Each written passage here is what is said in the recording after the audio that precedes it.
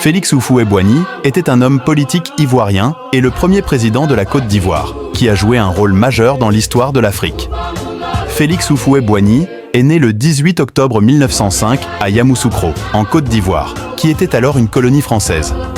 Il a étudié la médecine en France, devenant le premier médecin africain de Côte d'Ivoire. Militantisme syndical. Avant de devenir homme d'État, Houphouët-Boigny était impliqué dans le mouvement syndical en France. Il a fondé en 1946 le Parti démocratique de la Côte d'Ivoire, PDCI, affilié au Rassemblement démocratique africain, RDA, une organisation politique panafricaine.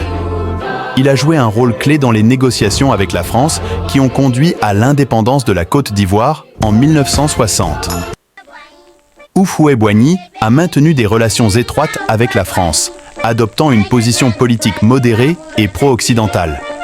Il a mis en place des politiques visant à moderniser l'économie ivoirienne, notamment à travers l'industrialisation et l'agriculture.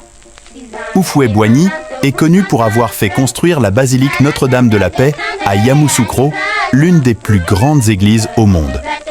Certains critiques soulignent la nature autoritaire de son régime et l'absence de pluralisme politique.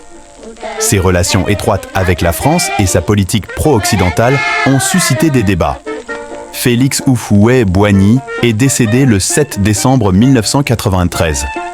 Son héritage politique est complexe, combinant des aspects positifs tels que la stabilité relative de la Côte d'Ivoire avec des critiques concernant la démocratie et les droits de l'homme.